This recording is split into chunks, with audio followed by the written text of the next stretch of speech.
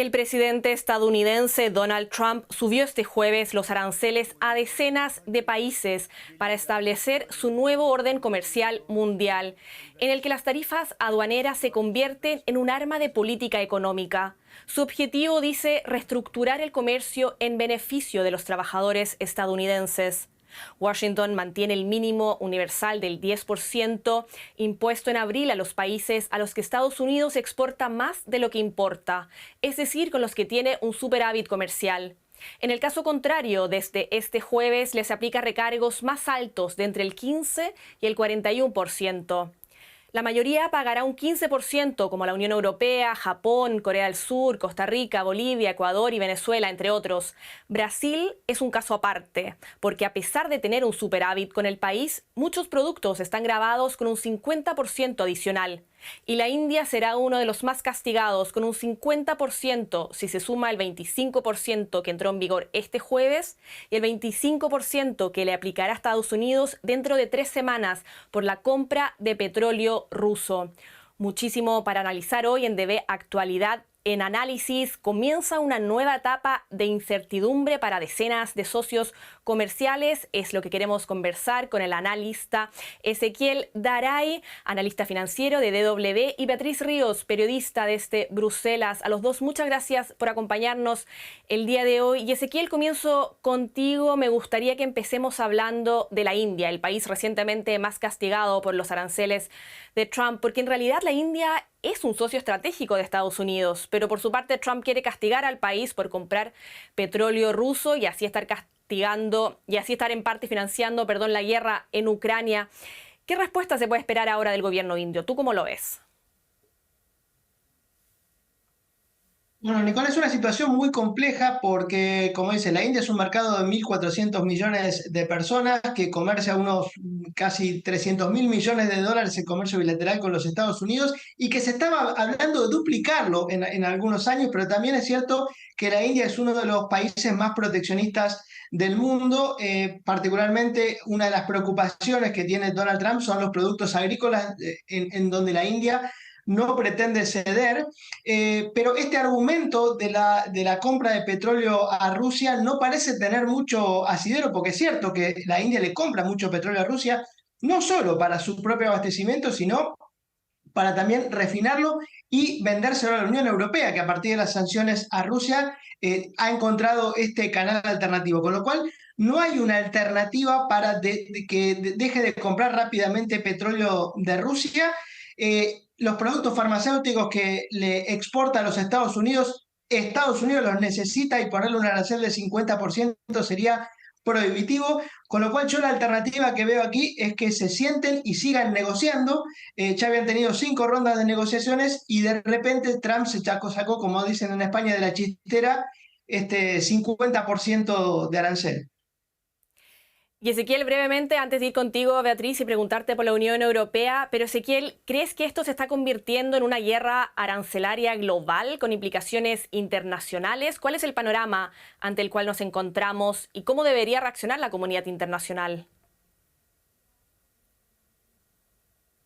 Bueno, esto cambia obviamente el paradigma. Yo creo que lo peor no es eso, sino la falta de entendimiento de Donald Trump de cómo, o la aparente falta de entendimiento de cómo funciona el sistema internacional.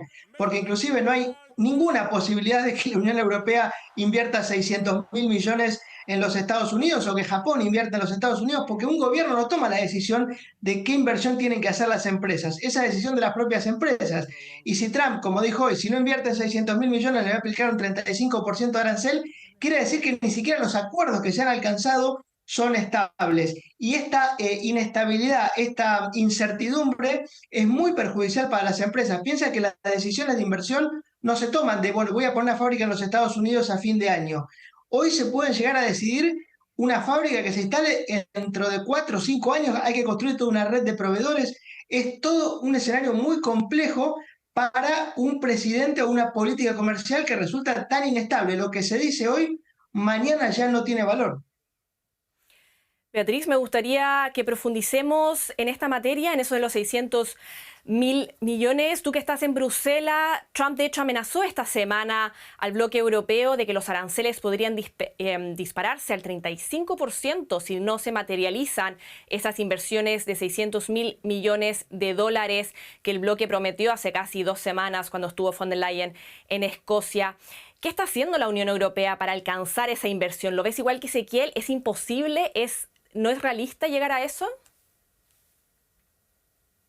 Bueno, como decía Ezequiel, es una decisión que no depende de la propia Comisión Europea y de hecho esta misma mañana un portavoz de la Comisión insistía en que no se trata de un compromiso vinculante, sino que simplemente lo que hace la Comisión Europea es dar parte de las intenciones de inversiones de las empresas privadas, pero no se está comprometiendo a invertir dinero público. No son fondos europeos esos 600.000 millones de lo que hablamos, sino que es la intención de empresas privadas de invertir en Estados Unidos. Lo que dicen es que lo único que pueden hacer es facilitarlo, ayudar a que esas empresas puedan alcanzar el objetivo, pero no es algo a lo que se puedan comprometer al 100% y esto genera mucha incertidumbre. Uno de los problemas es precisamente que ese pacto del que hablabas, que se cerró hace 2 semanas en Escocia, no se ha traducido todavía en un texto escrito. Es decir, hay un pacto político entre el presidente de Estados Unidos y la presidenta de la Comisión, pero todavía no se conocen los detalles finales y esto genera mucha incertidumbre en los mercados y para las empresas, como decía Ezequiel,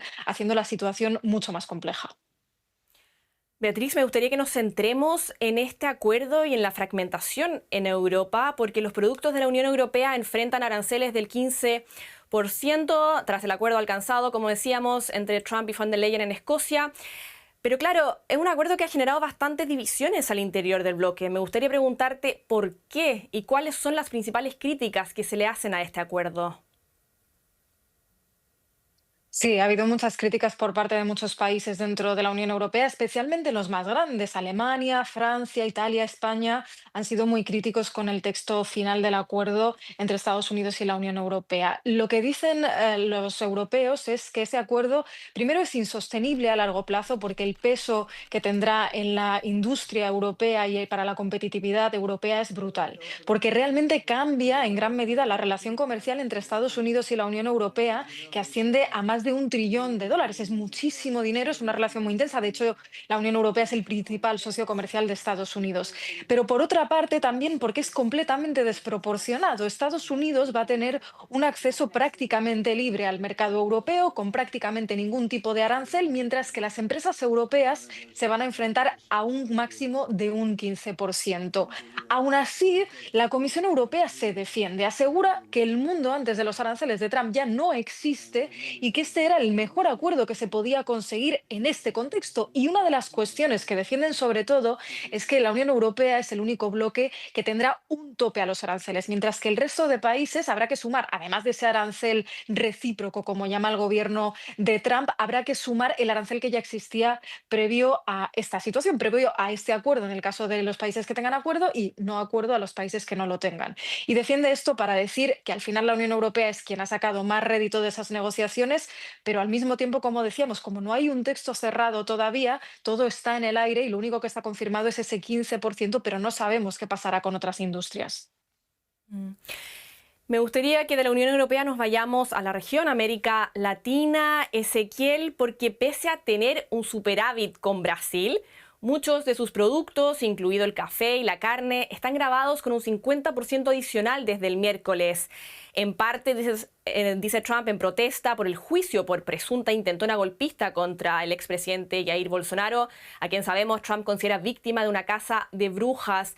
Me pregunto qué efectos pueden tener estos aranceles en Brasil.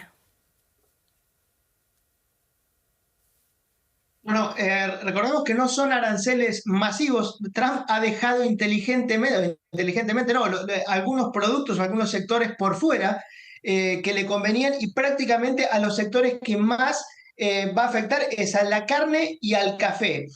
Para tener una medida, el café, que es el producto distintivo de Brasil, las exportaciones a Estados Unidos representan el 20% del total de las exportaciones de La carne café. de res, Pero el café atención, y que otros. Estados Unidos, un tercio del café que consume viene de Brasil, Con lo cual, imponerle hoy un arancel del 50% prácticamente lo deja fuera de mercado y esto va a ser obviamente un gran perjuicio para la economía brasileña porque no se puede reubicar fácilmente esa producción de café, seguramente baje el precio del café y hay que ver cómo puede Estados Unidos reemplazar rápidamente esta provisión tanto de carne como de café. Tal vez puede ser un beneficio para otros proveedores, inclusive de la región, que puedan ofrecer carne o café. Me estoy imaginando Colombia, pero hay que ver si Colombia también tiene la capacidad de aumentar la producción. Y además se aplica en base a un criterio político que no tiene nada que ver con la economía, porque como decías, hay superávit de Estados Unidos con Brasil. Esto, inclusive en el tema de Latinoamérica, que siempre se dijo que fue el patio trasero de los Estados Unidos, es aún más peligroso porque ya, sobre todo en el Cono Sur, especialmente en el Mercosur, China se ha transformado en el principal socio. Cada vez Estados Unidos está teniendo menos preponderancia y esto hace sí que las economías emergentes de América del Sur empiecen a mirar más a China porque Trump las está obligando a ello. Eso me gustaría que profundicemos un poco, Ezequiel, porque es esto una oportunidad también para la región, para América Latina, para abrirse a otros mercados.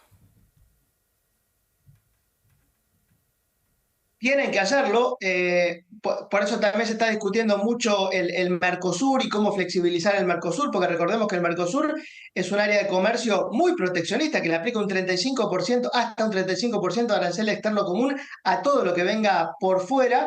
Pero bueno, Argentina está tratando de lograr un acuerdo de libre comercio con los Estados Unidos, que no va a ser fácil ni pronto. Se está hablando, obviamente, esperemos que se termine de firmar antes del fin de año el acuerdo con la Unión Europea y que los agricultores franceses realmente cedan un poco en su posición, que es lo que lo viene trabando. Pero más que una oportunidad, como siempre decimos, esta guerra arancelaria pierden todos. Acá va a perder Brasil, va a perder Estados Unidos. Y hay un cálculo que salió justamente esta semana que es muy gráfico.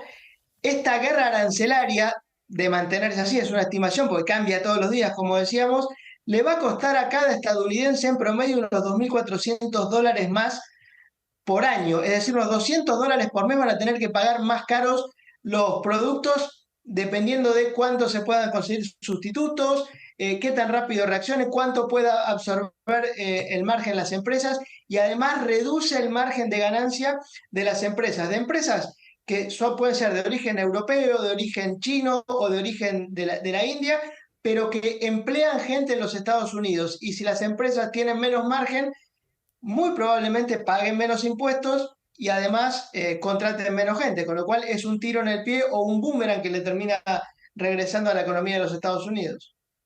Mm. Y Beatriz, para ya ir terminando, me gustaría volver una vez más a Europa, porque ¿qué pasa con los aranceles al aluminio, al acero, a los coches, todos esos productos que aún se están negociando, ¿no? ¿Qué nos puedes contar al respecto? Quería primero hacer una puntualización de lo que decía Ezequiel, porque es una de las cosas que se está discutiendo aquí en la Unión Europea. Por un lado, que se espera que al final lo que suponga que haya aranceles del lado estadounidense, pero no del europeo, es que se incrementen los precios y sea el consumidor americano quien lo acabe pagando, aunque también tenga un impacto en la industria europea. Y por otro lado, que inevitablemente esto fuerza a la Unión Europea a seguir buscando apertura a otros mercados, porque al final ese flujo comercial que se está manteniendo era en base a los aranceles que había antes, pero ahora habrá que ver si esas empresas quieren seguir exportando a Estados Unidos o buscan nuevos mercados. Volviendo a lo que decías, una de las particularidades del acuerdo de la Unión Europea con Estados Unidos es que no solo se aplica a los aranceles llamados recíprocos, sino también a los aranceles sectoriales que Estados Unidos ha impuesto en determinadas áreas. Una de ellas es los coches. En este ámbito en concreto, en teoría, ese acuerdo se debe traducir en que ese tope del 15% también se aplica a los coches, es decir, no sufrirían el 25% más el arancel preexistente, sino que ese 15% se aplicaría también. En el caso del acero y el aluminio es un poco más complicado. Lo que trata de hacer la Unión Europea es negociar con Estados Unidos cuotas que se beneficien de de esa rebaja arancelaria también. Y por lo tanto, esto será parte de esa negociación que todavía no se ha cerrado, porque lo único que está confirmado hasta ahora es el 15% a todas las exportaciones. Pero todavía quedan más áreas donde Estados Unidos plantea nuevos aranceles, como son los productos farmacéuticos o los semiconductores. Aquí también, en teoría, la Unión Europea se habría garantizado ese máximo de 15% de arancel. Pero como decía, ese acuerdo político no se ha traducido todavía en un texto escrito y por lo tanto los detalles están por determinar. Beatriz Ríos, periodista desde Bruselas, y Ezequiel Daray, analista financiero desde Frankfurt. A los dos, muchísimas gracias por este interesante análisis. Hasta una próxima ocasión, nos vemos.